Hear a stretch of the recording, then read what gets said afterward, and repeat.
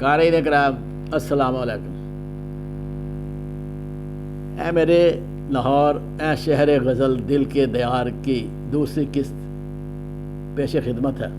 جیسے کہ ہم نے آپ سے تذکرہ کیا تھا کہ وہ پنجاب اسمبلی کا اجلاس میں اپوزیشن ارکان مصلحہ و مشورہ کے لیے پیپلز ہاؤس میں اکٹھے تھے خواجہ محمد صفدر کی صدارت میں، اور وہاں سے عبدالباقی بلوچ صاحب کو تقریر کرنے کے لیے منتخب کیا گیا تھا، وہ پہلی سپیچ۔ تو وہ وہاں سے ان کو رخصت لے کر کہ میں نے کچھ مشورہ کرنا ہے خواجہ صاحب سے، وہ باہر اپنے کچھ دوستوں اخبار نویسوں سے ملنے کے لیے نکلے تھے۔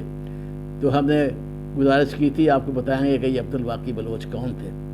تو اس سلسلے میں گزارش ہے کہ عبدالباقی بلوچ کے ایک اچھی پارلیمنٹیرین کے لیے ایک بہترین قسم کی خوبیوں کے مالک تھے۔ اجلاس ابھی جاری تھا کہ انہوں نے صدر اجلاس سے اور اپنے ساتھیوں سے معدت کے ساتھ اجازت چاہی تھی کہ وہ اس سلسلے میں مزید معلومات اکٹھا کرنے کے لیے پیپلز ہاؤس سے جانا چاہتے ہیں، اور انہیں اجازت دے دی گئی تھی کیونکہ کل انہوں نے تقریر کرنی تھی پریس اینڈ پبلیکیشن آرڈیننس کے خلاف۔ خواجہ محمد صفدر باہر کی شدید گرمی کے حوالے سے بھی انہیں روک نہ سکے۔ ہو سکتا ہے کہ کہ بعض لوگ یہ جاننا چاہیں کہ وہ کون تھے، اس لیے ہم عبدالباقی بلوچ کے بارے میں تفصیل سے مختصر سے انداز میں اس کا ذکر کر رہے ہیں۔ عبدالباقی بلوچ مارچ کے آخری دنوں کی کہانی کا مرکزی کردار تھے، اسی لیے ضروری ہے 1965 کے عبدالباقی بلوچ کا مختصر تعارف ضرور کرایا جائے، اور وہ واقعی تعارف کرانے کے قابل تھے اپنا۔ میر عبدالباقی بلوچ فیلڈ مارشل ایوب خان کے عہد میں بنیادی جمہوریتوں کے تحت منتخب ہونے والی پہلی مغربی پاکستان اسمبلی میں مکران سے صوبائی اسمبلی کے رکن منتخب ہوئے تھے، اور صرف 2.5-3 برس کی پارلیمانی زندگی میں انہوں نے اپنے قابل قدر، بلند پایا، معلومات افزا، جرأت آموز اور ٹھوس مواد سے لدی پھندی تقریریں کر کے نام پیدا کیا تھا۔ پنجاب اسمبلی میں اور خبرات کے ذریعے ان کی دھوم پورے ملک میں مچ چکی تھی۔ وہ ایک مجے ہوئے اور سلجھے ہوئے پارلیمنٹیرین کے طور پر ابھرے۔ اس وقت کی مغربی پاکستان اسمبلی میں وہ کسی مسئلے پر اس وقت تک اظہار خیال نہ کرتے جب تک کہ وہ اس کے تمام پہلوؤں کا جائزہ لے کر اس پر ٹھوس مواد تیار نہ کر لیتے۔ علمی معلومات کے لیے پروفیسروں سے ملتے، سیاسی معلومات میں بے پناہ درک رکھتے تھے۔ وہ ان معلومات کے لیے ممتاز سیاستدانوں سے رجوع کرتے اور حوالے تلاش کرنے میں خوب پسینہ بہاتے۔ چنانچہ معلومات کے ذخیرے سے لیس ہو کر جب ایوان میں لب کشا ہوتے تو انہیں توجہ اور غور سے سنا جاتا۔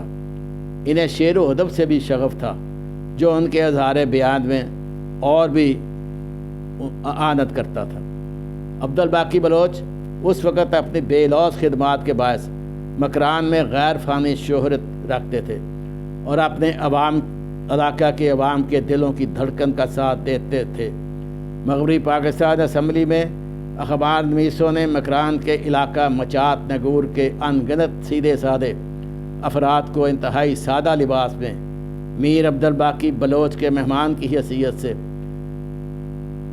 یہی پیپلز ہاؤس میں ان کے کمرے میں دیکھا تھا۔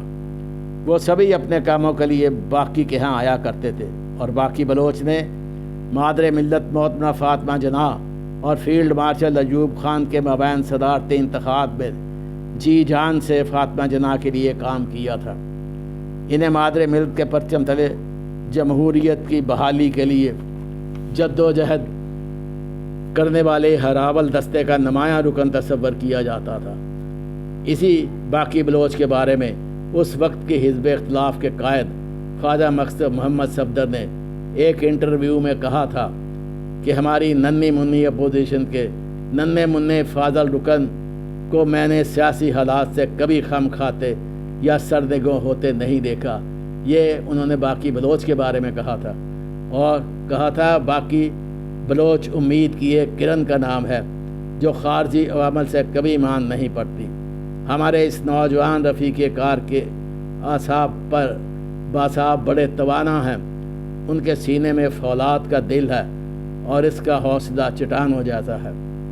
اسی باقی بلوچ کو راکم الحروف نے پیپلز ہاؤس میں خواجہ محمد صفدر کی صدارت میں ہونے والے اپوزیشن کے اجلاس میں دیکھا تھا اور عقبی کمروں سے اجلاس کی کارروائی بھی سنی تھی۔ جب میں پریس اینڈ پبلیکیشن آرڈیننس کے مسودہ قانون کے بارے میں اپوزیشنی اقتراریوں کی خبر لے کر دفتر پہنچا تو ابھی نیوز ڈیسک پر دے کر فارغ ہی ہوا تھا کہ میر عبدالباقی بلوچ دفتر نوائب اتحاد کے میں اپنے رفیق کار وہاں اپنے مسٹر جن کا نام نامی مسٹر رشید وارسی صاحب ہے کے ساتھ بیٹھا تھا۔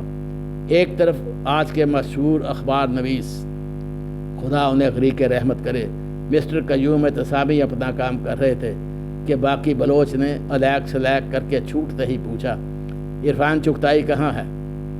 عرفان چغتائی اس وقت نوائب وقت کے میگزین ایڈیٹر تھے اور ان کے کالموں کی دھوم پورے ملک میں مچی ہوئی تھی۔ وہ بہت خوبصورت قسم کے نثردگار تھے اور اعلیٰ پایا قسم کے صحافی تھے اور بے غرض صحافی اور بے باک صحافی تھے اور ان کے سیاسی کالموں نے ملک میں تہلکہ مچا رکھا تھا۔